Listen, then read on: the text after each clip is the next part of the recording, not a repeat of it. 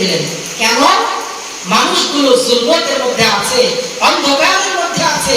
অন্ধকার দূর করার জন্য আল্লাহ তাআলা জনাবে মুহাম্মদ মুস্তাফা সাল্লাল্লাহু আলাইহি ওয়াসাল্লামকে ধরাতে পাঠালেন।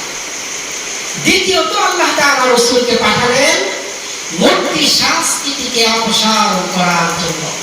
জাহিলিয়াতের যুগ এত খারাপ, এত বর্বরতার যুগ, এরকম যুগ অতীতেও কোনোদিন ছিল না, ওই যুগেও ছিল না, আগামীতেও আর আসবে না।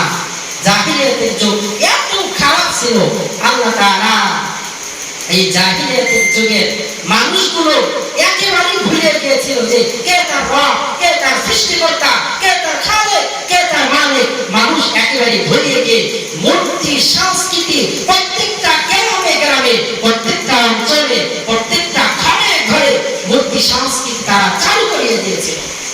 মূর্তি সংস্কৃতিকে অপসারণ করার জন্য আল্লাহ তাআলা রহমত করে আমাদের জন্য ফজিলতপূর্ণ, আমাদের জন্য অত্যন্ত দ্বীনি রাহবার করে আল্লাহ তাআলা জনাবে মুহাম্মদ মুস্তাফা সাল্লাল্লাহু আলাইহি ওয়াসাল্লামকে জগতে পাঠিয়ে দিলেন। সেই জাহিলিয়াতের যুগ এত খারাপ, কিন্তু বর্তমান যুগ জাহিলিয়াতের বর্বরতা, অসভ্যতাকে হার মানায়। কথা বলে ঠিক কিনা? জাহিলিয়াতের যুগ এত খারাপ ছিল, কিন্তু বর্তমান যুগে যে এরকম ভাবে মার সামনে মেয়েকে ধর্ষণ করে গলা কেটে হত্যা করা হচ্ছে, মেয়ের সামনে মাকে ধর্ষণ করে হত্যা করে বস্তার ভিতরে রেখে দেওয়া হচ্ছে। জাহিলিয়াতের যুগ এত বর্বরতা, অসভ্যতার যুগ ছিল, কিন্তু এরকম একটা দৃষ্টান্ত আমি আপনি দেখাইতে পারবো না। বর্তমান যে এরকম দৃশ্যগুলো আমাদের চোখে পড়ে। কথা বলে ঠিক কিনা? বর্তমান যুগ জাহিলিয়াতের বর্বরতা, অসভ্যতাকে হার মানা।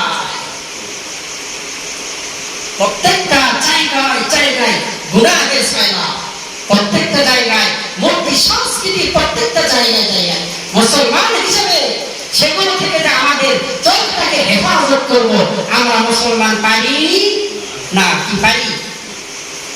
দেখা যাচ্ছে সামনে আসিতেছে হিন্দুদের বড় একটা উৎসব, মা দুর্গার উৎসব। হিন্দুদের চাইতে মুসলমানদের ভিড় কম বেশি। মুসলমানরা না গেলে তো পূজাই জমে না। কি কথা ঠিক কিনা? অথচ আল্লাহ পাকের রাসূলকে আল্লাহ তাআলা দুনিয়াতে পাঠালেন মূর্তি সংস্কৃতিকে অপসারণ করার জন্য। আলহামদুলিল্লাহ, লাখ কোটি বার আলহামদুলিল্লাহ যে বর্তমান যে স্বাধীন আমরা পেয়েছি, এমন একটা সরকার বিগত দিন আমাদের মাঝে শাসন করেছে, সে এই বাংলার জমিনে মূর্তির রাজ কায়েম করার পায়তারা চালিয়েছে। কথা বলে ঠিক কিনা? বাংলার সোনার ছেলেরা প্রত্যেকটা জায়গা থেকে মূর্তিগুলোকে এমন ভাবে ভেঙে টুকরো টুকরো করে নবী প্রেমের প্রমাণ দিয়েছে। কথা বলে ঠিক কিনা? রাসূলকে পাঠিয়েছিলেন মূর্তি সংস্কৃতিকে দূর করার জন্য।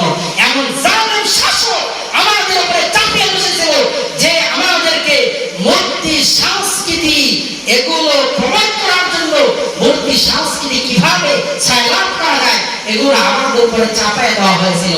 কিন্তু লক্ষ কোটি শুকরিয়া, বাংলাদেশ থেকে বর্তমান বলা যায় যে মূর্তি মুক্ত বাংলাদেশ। কথা বলে ঠিক কিনা? যে কয়টা আছে ইনশাআল্লাহ সামনে নির্বাচনের আগে একটা মূর্তি বাংলার জমিনে থাকবে না। কথা বলে ঠিক কিনা? যেখানে যেখানে মূর্তি আছে বাংলার তাওহীদি জনতা সহ, যদি আমাদের খেলাফতের যুব মজলিস সহ আমাদের রাহবার আল্লামা মামুনুল হক সাহেব দামাত বরকাতুহুল আলিয়ার নেতৃত্বে অবশিষ্ট যেগুলো মূর্তি আছে সেগুলোকে আমরা ভেঙে গুড়িয়ে মাটির সঙ্গে মিশিয়ে দেব। করা হয় ঠিক।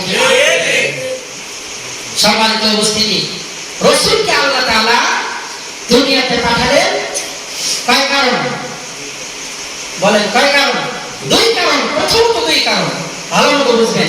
এক নাম্বার অন্ধকার দূর করার জন্য, দ্বিতীয়ত মূর্তি সংস্কৃতিকে অপসারণ করার জন্য।